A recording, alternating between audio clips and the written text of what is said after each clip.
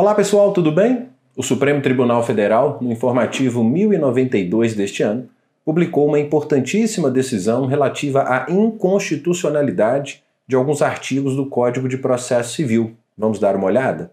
Vejam, uma primeira parte desse acórdão trata da competência no âmbito das execuções fiscais. Isso porque o artigo 46, parágrafo 5º do CPC, fala que essas execuções elas serão propostas no foro do domicílio do réu, no foro de sua residência ou no do lugar onde for encontrado. E essa norma, claro, gera uma dificuldade de atuação dos estados que podem ter que demandar perante o judiciário de um outro ente federado.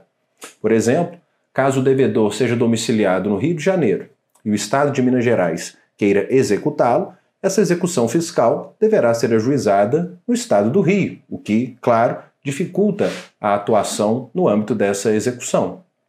E além dessa questão logística, essa situação também gera um risco de guerra fiscal, tendo em vista que em casos como o desse nosso exemplo, um determinado estado julgaria uma execução fiscal do interesse de um outro estado, o que pode ali, pelo menos em tese, propiciar uma decisão tendente a favorecer aquele estado que está julgando a causa.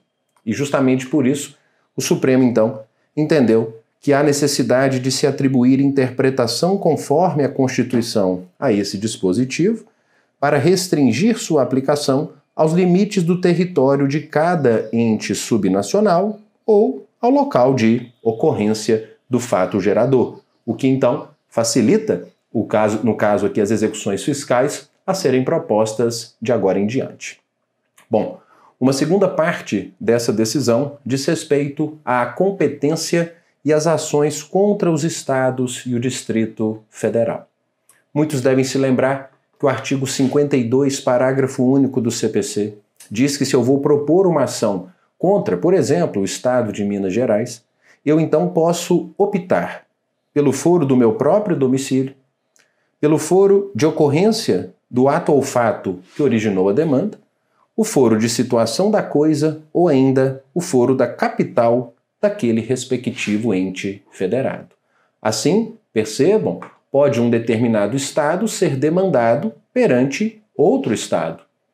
Tanto isso é possível e isso gera uma clara dificuldade que o CPC de 2015 passou a prever, inclusive, a possibilidade de realização de convênios entre as procuradorias estaduais e do Distrito Federal, para que, por exemplo, a Procuradoria do Estado de Minas Gerais possa atuar em favor do estado de Alagoas, caso esse estado do Nordeste esteja sendo processado aqui em Minas Gerais. Essa possibilidade ela veio com o artigo 75, parágrafo 4º, que fala que os estados e o DF poderão ajustar compromisso recíproco para a prática de ato processual por seus procuradores em favor de outro ente federado, mediante convênio firmado pelas respectivas procuradorias. Mas, a despeito dessa facilidade que esses convênios podem trazer, o Supremo Tribunal Federal entendeu que é inconstitucional essa regra que autoriza que entes subnacionais sejam demandados em qualquer comarca do país, pois a fixação do foro deve se restringir aos seus respectivos limites territoriais. E veja bem, temos mais. Nessas mesmas ações diretas de inconstitucionalidade, o Supremo Tribunal Federal também tratou de uma questão específica a depósitos judiciais e de requisições de pequeno valor em bancos oficiais.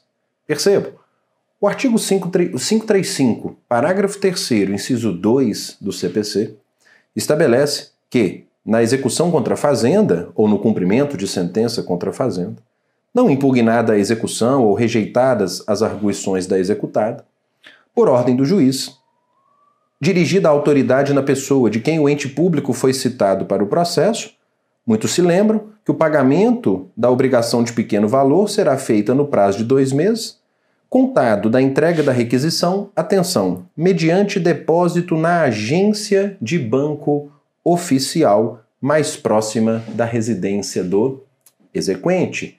E aí o que o Supremo Tribunal Federal entendeu acerca dessa restrição a de se fazer o depósito em agência de banco oficial.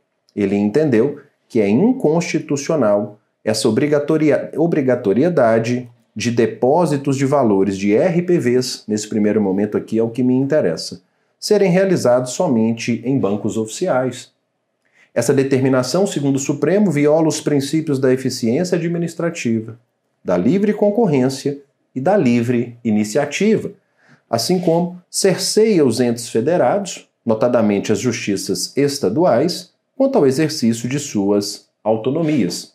Então, o Supremo entendeu que nessa expressão agência a que se refere o artigo 535, devemos compreender tanto instituições financeiras públicas quanto privadas. Tá bom? E por último, também tivemos aqui uma incursão do Supremo sobre o artigo 840, inciso 1. O artigo 840 diz onde serão preferencialmente depositados os bens penhorados. E em se tratando de quantias em dinheiro, papéis de crédito, pedras e metais preciosos, o Código estabelece que esse depósito será feito no Banco do Brasil, na Caixa Econômica Federal ou em banco do qual o Estado ou o DF possua mais da metade do capital social integralizado, ou, na falta desses estabelecimentos, em qualquer instituição de crédito designada pelo juiz. O STF entendeu que é inconstitucional que, apenas na falta desses estabelecimentos, seja possível a escolha de outras instituições, podendo ser realizada licitação para a escolha de uma instituição privada que eventualmente atenda melhor às necessidades das partes. Vejam, ele destaca então que é inconstitucional essa expressão na falta desses estabelecimentos, devendo ser conferida uma interpretação conforme a Constituição, para que se entenda que poderá a administração do tribunal efetuar os depósitos, letra A, no Banco do Brasil, na Caixa, ou em banco do qual o Estado ou DF tenha mais da metade do capital social. Isso é o que já dizia o CPC. Mas veja a letra B. Não aceitando o crédito ou o critério preferencial proposto pelo legislador. E observada a realidade do caso concreto, os regramentos legais e os princípios constitucionais aplicáveis, realizar procedimento licitatório visando a escolha da proposta mais adequada para a administração dos recursos particulares.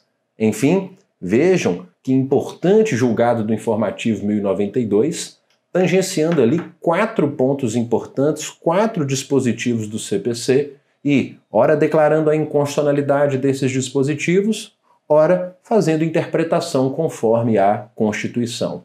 Tema certo, seja para a prática, mas em especial para as nossas próximas provas, com mais destaque ainda para aquelas que envolvam a fazenda pública em juízo. Tá ok? Abraços a todos, até a próxima.